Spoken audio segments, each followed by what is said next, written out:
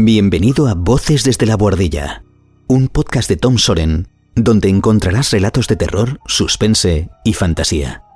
A veces con toques de humor, otras con un matiz oscuro e incómodo que te dejará con un nudo en la garganta.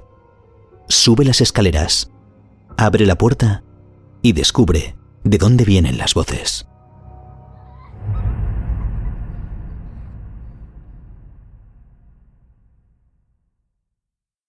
El cuerno de Caelus.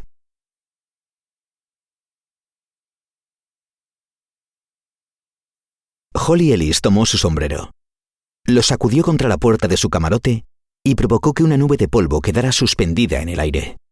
Se lo ajustó sobre sus rizos despeinados, cruzó la habitación y abrió la ventana. El viento la hizo tiritar, pero no le importó demasiado. Era una mujer de costumbres, y admirar las vistas era lo primero que hacía cada mañana. Apoyó las manos en el alféizar y observó el cielo del amanecer. Al este, algunos rayos de sol se filtraban entre la bruma. «Bien, señor Canus, sigamos hacia el norte», pensó. Se inclinó hacia adelante y echó un vistazo hacia abajo. Estiró el brazo y alcanzó la bolsa de rocío. Estaba helada. Para beber su contenido. Apenas un cuarto de litro de agua de nubes que le supo a gloria.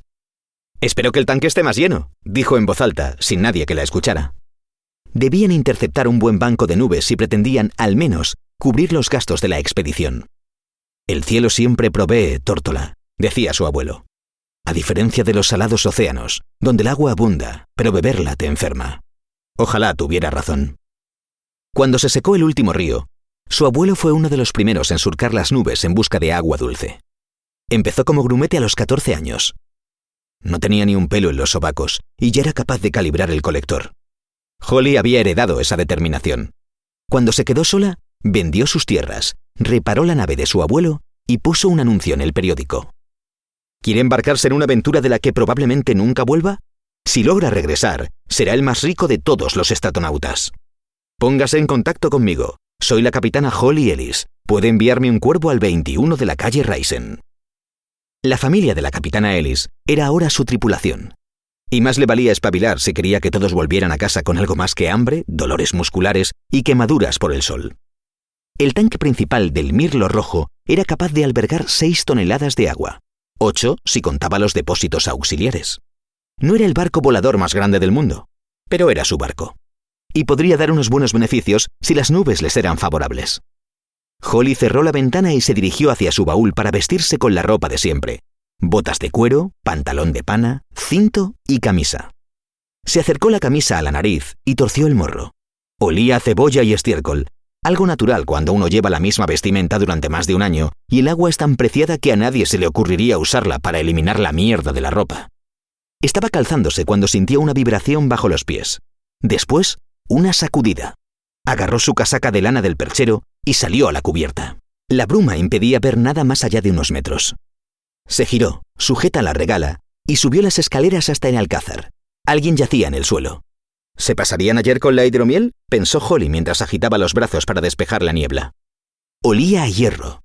Sintió una punzada en el estómago que fue escalando hacia su esófago y acabó en su garganta con una arcada. Se llevó las manos a la boca de manera instintiva. La persona en el suelo era Bastian Canus, el timonel de la Mirlo Rojo. Las cuencas de sus ojos estaban vacías. Y en su mano derecha, uno de sus globos oculares estaba ensartado en su estoque. Sintió otra arcada, pero no vomitó. No había nada que expulsar. Llevaba 2 días sobreviviendo a base de dulce de membrillo y unos pocos trozos de cecina. Entonces la oyó.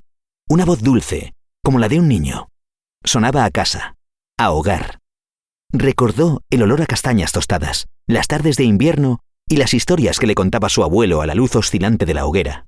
Cuando una pequeña Holly, de poco más de 1 metro, solo debía preocuparse de terminar su sopa de lagarto, estudiar los rezos a Caelus y no mojar la cama. Una vez nos encontramos con uno de ellos, Tórtola. Cantan, como también canta tu madre, pero el efecto de su melodía es muy distinto al de una nana. Lo era. Siempre creyó que los sibilantes no eran más que personajes sacados de cuentos que los padres inventaban para asustar a los niños y mandarlos a dormir. Aunque creía que acojonar a los críos con criaturas que te llevaban al suicidio con su canto no era la mejor estrategia para conciliar el sueño. La capitana Ellis se puso de rodillas y gateó. Había otro cuerpo junto al de Bastian. Grande, de piel morena y velludo. Mierda, es Magan. El ingeniero se había perforado la garganta con una navaja. Las manos de Holly se llenaron de la sangre de su subordinado. La bruma empezaba a disolverse. Se acercó a la barandilla de popa. El colector principal estaba intacto.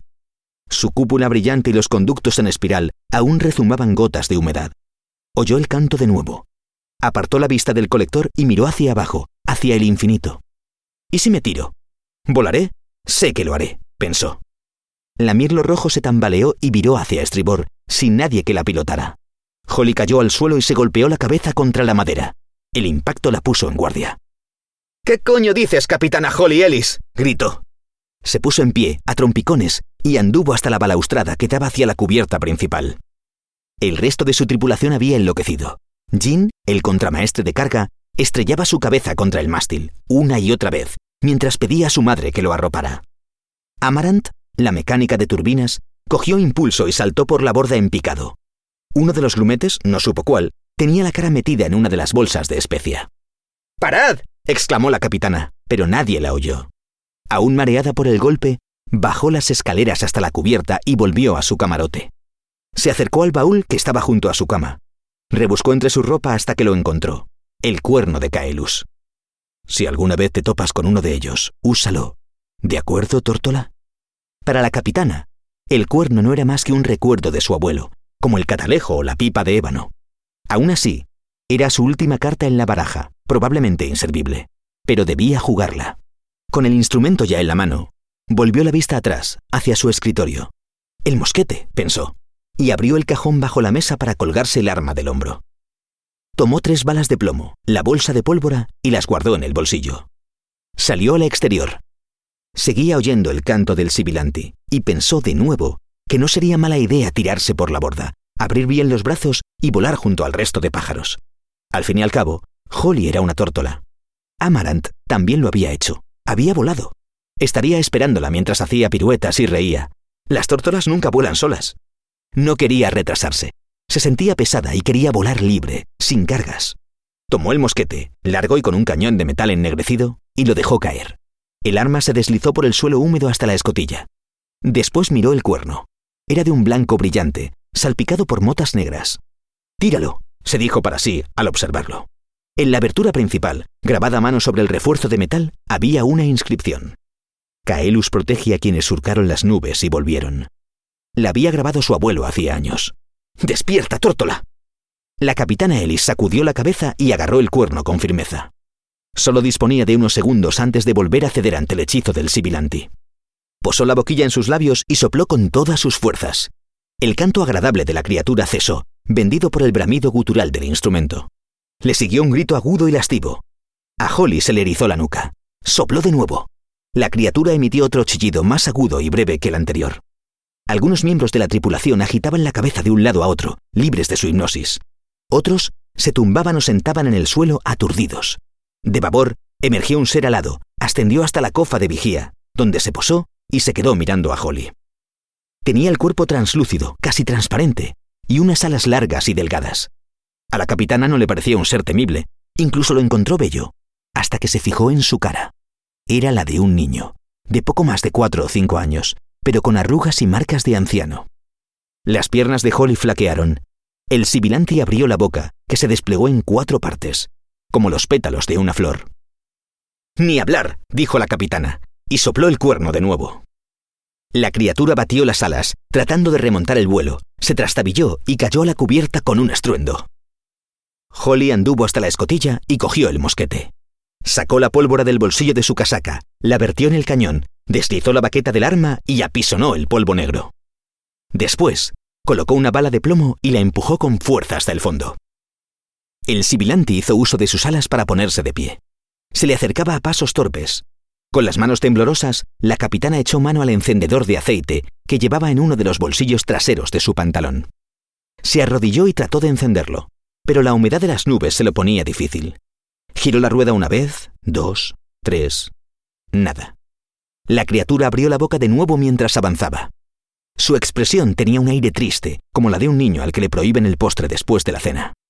Holly limpió el pedernal con la manga y lo intentó de nuevo. El sibilante inició su canto justo cuando una chispa tímida asomó de la cazoleta del encendedor y prendió la mecha.